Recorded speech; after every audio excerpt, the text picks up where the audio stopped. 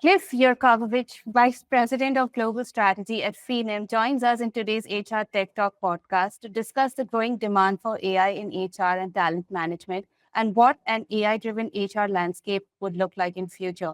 Cliff, it's so good to have you here.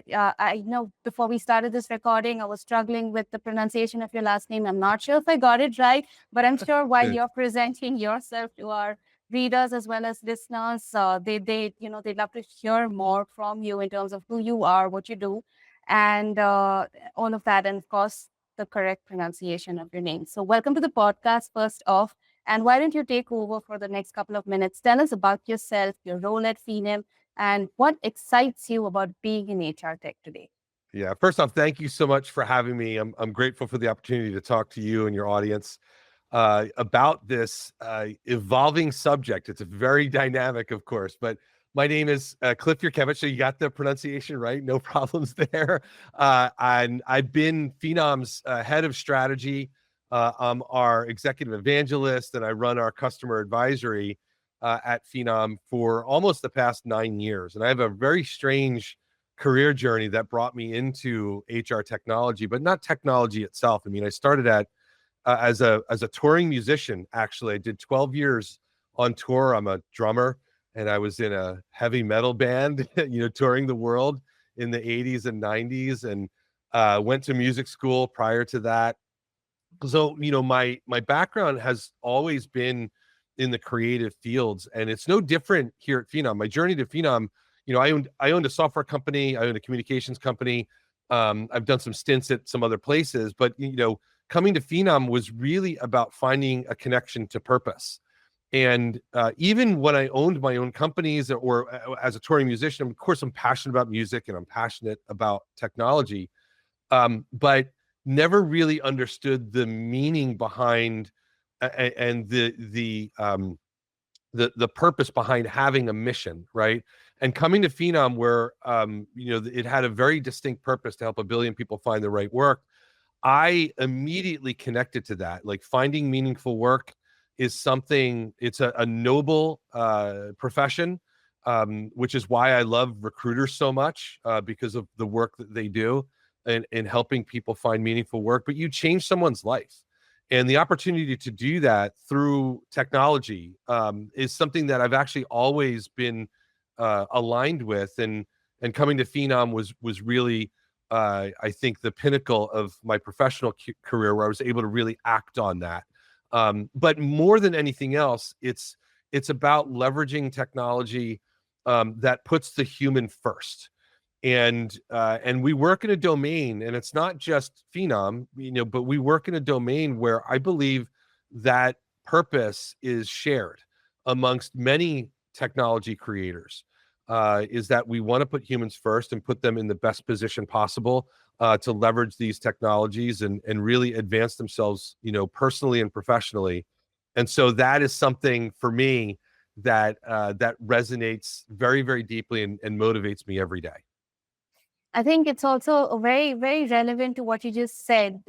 Matching jobs based on a skill set, or finding people something that they could like or that they could suit. I think it's a very noble profession, and I think it involves a lot more today because there's such a varied demand for skills. The marketplace is changing across every industry, across every landscape, and with HR tech, with the current evolution, with the impact of AI, I think it's on the one side, it's getting harder to get placed unless you know how to hack the system correctly with the right resumes, with the right keywords. And also on the other side, have modern recruiters know how to use the tools to, like you rightly said, keep or retain this noble element when it comes to talent management and acquisition. Because I think what oftentimes is happening, based on what we're seeing, in the last couple of months and years, people or job seekers interested in certain kinds of roles are missing out because recruiters are using AI to possibly scan through or sift through billions of CVs, or a lot of words, keywords, terms, etc. And it's not essentially, there isn't that balance that's fit in quite rightly yet. And I think there's still a long way to go. It's an evolving market. It's a very interesting conversation, very interesting space. No segment can really function without AI. And I think, but there's a lot more that can be done to create that noble impact, or rather to retain it, in a deeper manner. So before we dive in more in terms of the impact of AI and how HR tech is evolving, why don't you take a couple of minutes to tell us first about Phenom's, about Phenom's growth journey so far? What are some of the most recent enhancements and integrations that you'd like to highlight about in this conversation? Yeah, and I would start with where we started without going too far back, but we've been around now for about 14. Going into our 15th year as a company, and we started as a mobile career site company, bringing artificial intelligence into this domain, a decade and a half ago. And where we've evolved to today is a more of a unified platform, covering any number of use cases and personas in the talent ecosystem. And it's why we would call ourselves a intelligent talent experience platform. But I think some of the more recent things is in response to where the market is going with artificial intelligence and automation and personalization. We have a strategic alliance with, a great company, Deloitte, and getting access to their tremendous human capital management practice. And it's really elevated our thinking around this domain. And then you look at some of the newer technology integrations, like integrating directly with Adobe Express, which is the world's leading content management system, and creating, as I said before, and you've talked about this in some of your other podcasts, like this unification of technology is probably one of the most important things that we can do as companies that serve this domain. Is how do we integrate with each other and make that very, very seamless experience so that you're getting the benefit of all of this new technology, access to tools at a scale and at a price point, or a budget that is very cost effective to access and use. Whereas if you did them individually, it would be very, very difficult to replicate that, because the one thing we know is true right now, there is no single tool to do everything. And I would always argue, look at your iPhone or your Android and just count the number of applications that you have, and nobody has a single mobile device with a single application. So, the usefulness of everyone's capability in this domain is highly dependent on the integrations and partnerships that they bring to serve the client, which is in the end is serving, in this case, helping people find and retain meaningful work. Interestingly, that while the marketplace is on the one side having a lot of mergers in terms of takeovers, so that you can have that unified experience and build it out and have that one single platform for the end users, that one single offering. The other point of view is the importance of partnerships, because I think you can reach a lot, you can impact a larger ecosystem with the right kind of partnerships. And also you can have different plays in place, client, media, staffing agencies. There's so many different routes that can be kind of like followed or pursued there. So I think while that's another conversation to have about freelance, like future plans in that regard, what we're really here to talk about with you is the impact of AI and the impact of AI powered talent acquisition platforms in today's market. How are you seeing the traditional talent management cycle change today? What is happening? What is impacting not just the end user, but also HR leaders across the typical HR hierarchy, the HR leadership, as well as the rest of the HR team? How is all of this evolving, and what do you see in the future? How is this entire cycle meant or expected to shape up? Yeah, I think the big focus, and I mentioned it earlier, was how much can we automate, and how much can we personalize, and then there's a third component to that, which is what layers of intelligence can we provide to each persona in that life cycle that gives them a sense of not only where they stand, but where they can go, what the conversation could be. And for candidates and employees speaking to, recruiters, it really is about what is their intention? What are they really trying to do with their career? And so what we're trying to do is we're trying to remove a lot of the redundant, unnecessary, I would even call it dehumanizing work. And the best example I can provide is something like interview scheduling. You look 20, 30 years ago, there was actually a role, interview coordinator was the role, or they literally called it interview scheduler. And it was an individual that had the responsibility to coordinate all the calendars and all the communication. And there are no less than 100 different use cases in interview scheduling. It's not just simply find two matching calendars and send the invite out. It is so much more complex than that, but repetitive.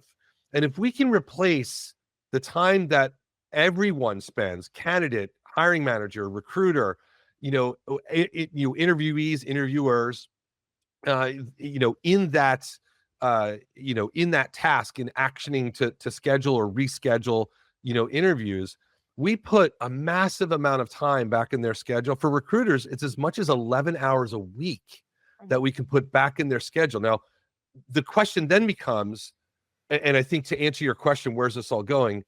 It is to take low value human tasks and turn them into high value automated and intelligent experiences with the human being at the forefront of that experience and the decision making. And that, I think, is a really critical thing that I would want your audience to know. We don't build these technologies to just replace people. In fact, that's actually never been a motivator for us. What it is how can we create value in the work that that individual is doing for the organization, to the extent that they not only feel that value, but that value is realized and is recognized in the organization. And frankly speaking, using my example, interview scheduling, while when it's a human-based task, can be really tough, and you certainly give the person a pat on the back for all the coordination. If you turn that into something more valuable, something more strategic, something more thoughtful, something more planful, then the person is their persona in the organization is raised from, oh, that's just an interview schedule, to that's a strategic partner inside my organization that understands my business, understands my needs, and is going to go out and get me the talent I need in order to meet those business objectives. That is way more important than just calendars, right? So I think the value of these technologies is that they put the human being first and give them the opportunity to demonstrate a deeper value for themselves and for their organizations, and thereby making the job far more satisfying and the ability to grow exponential. And interestingly, while we're talking about AI here and talent acquisition and management, I think that's just one small area. But in the overall HR perspective, there's so much at play here, because HR can effectively impact everything from your onboarding experience to your exit formalities to employee wellness to benefits to administration to payroll to all of it. And HR is essentially a department that handles a lot when it comes to your human, to any organization's human resources. So we'd like to hear more about your perspective when it comes to AI and the different stages and HR within the HR life cycle. What should end users, especially HR teams, be more attentive about? Because it's still a very new technology. It's still evolving, and you don't essentially have the right training in place. There's a lot of talk. There are a lot of AI-powered tools, but using one, deploying one, and then understanding how to optimize all of its features to truly benefit your organization, I think that's a completely different ballgame that not a lot of people or end users get right. Even we don't at our end. So what are some of your perspectives and even like tips that you'd like to bring to this conversation? Look, my first tip is, what is your purpose as an organization, right? What do you value most? And I don't just mean HR. I mean the enterprise an ecosystem that you work within. What is the actual purpose? And I think in looking at that, we would have to at least be open to the idea that the label human resources is dated and should probably be retired at this point. And that is with all respect to the history and legacy of human resources as a label. I think it's brought us to this point, but it doesn't serve us well anymore. I would look at this and say, I think a better label for the organization that is going to be managing not just people, but in part the technology that people are going to be using, to meet the business objectives. And I think at the intersection of that is productivity. And so I would love to see the people organization really be called the productivity organization. So chief productivity officer is a way better label than CHRO. And because it defines the purpose of the organization. And once you understand that, you can build processes and systems and resources and build skills and competencies and demonstrate behaviors, all based on how do you get the most productivity out of the people and the systems in your organization. So that's where I would start first, is to define the purpose and throw away old labels and old legacy thinking. I talk to organizations all the time where, and I think you are absolutely correct, it is very new in this space. If you look at other spaces, it isn't. I mean, AI is 50 to 60 years old at this point. It's just, I'm 54. It's just slightly older than I am, in terms of being used at an enterprise level. And I think the combination, the hybrid of human plus AI is where this is all headed. And you look at the newer technologies, you had Gen AI a couple of years ago, and it feels like it was 10 years ago. It's moving so fast. And now we're moving right into agentic technologies, and agent, a digital duplicate of oneself, in their role as a digital assistant or something like that. But essentially, they're becoming a team player. So my second piece of advice in the people organization is the most valuable person moving forward will be the manager or leader who can lead hybrid teams, AI combined with human beings. That is where the real value is. And so I look at some legacy organizations, and we have some, all over the world, because some here in the United States that I've been talking to recently, that they didn't even really want to use generative AI, let alone talk about agents. And when I showed them what was possible, and not just what's possible, what was probable would happen in their organizations, the ability to expand and grow and build new skill sets and really deliver innovative, critical services and products for their organization, the light turned on for them. And then, we just concentrate on that hybrid approach. Like, how does AI assist human beings? It is not the other way around, right? Human beings have to maintain control. But if you don't embrace these tools and understand how they operate in your space, then you're going to be really challenged to keep up with the competition. So that those two things, think about your purpose and focus on hybrid team management of people and technologies. And then the output of that will be, let's look at our systems and our process. Let's start to realign. Change is going to take time. But I think the sense of urgency around this is really important. You do not have a decade to change like we've done in the past. The computer age took about 10, 12 years. The internet took about a decade before people really grabbed onto it. I think you've got 2 to 3 years before your competition becomes competent with these things that I'm talking about, and your existence is at risk. And there's no reason for that. This is just another thing that we're going to learn, a new innovation. It's just a little faster. And so we need to be a little bit more responsive to that and be open to the idea of moving a little faster than we have in the past. I think as AI innovators in this space also create new features that can support the end-to-end HR, a typical HR team. What is also going to happen is that the typical role and structure, the traditional role and structure of an HR department is obviously set to change. Like you also rightly said, a chief productivity officer makes more sense than a CHRO, but you won't find a lot of them out there yet. This is going to take a couple of years, and I don't think a lot of people have started talking about the impact it would have across the hierarchy. So from your point of view, how do you see this play out? What do you think? Like you said, we have to get used to hybrid teams, working with agentic AI as well as human employees, and learning to manage both, maybe even robots. You never know, right? And I don't know, in the future, this HRTech Talk podcast might also have an AI host and not me. You really never know. But what you'd really like to hear about is how will an HR department function in the future? What would that look like? Would it just be 5 people and like five agentic robots doing something for them? What's your perspective on this? What's your take on it? Yeah, I think it could be. I think we're a long way from that, right? Because AI, Gen AI in particular, and agentic technologies are not going to be perfect.